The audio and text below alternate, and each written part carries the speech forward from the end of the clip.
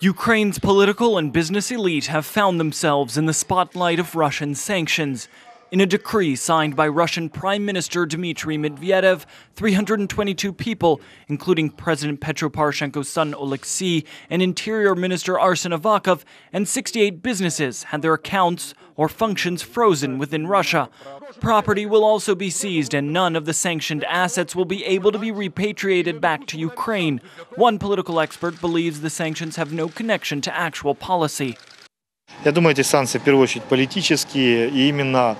I think these sanctions are primarily political. It is not to complicate the lives of the persons involved, because I do not think that the majority were going to go to Russia or open a business in the Russian Federation. The reason is precisely in order to make changes in the Ukrainian political agenda. We are on the threshold of parliamentary and presidential elections.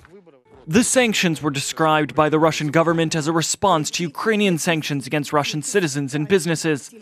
One of the highest politicians on the sanctions list is Ukrainian Interior Minister Arsen Avakov. He responded on Twitter. Putin is mistaken. There are not 322 of us. There are millions of Ukrainians who cannot be beaten, be it with sanctions or criminal charges. We will hold back the feral dog of the Putin regime, and we surely will win, because our cause is right.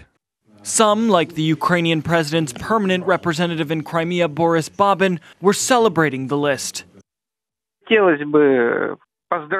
I would like to congratulate a large group of Ukrainian citizens whose efforts to defend the state, national interest, and human rights against Russian aggression were successful. They have received a proper assessment from the aggressor.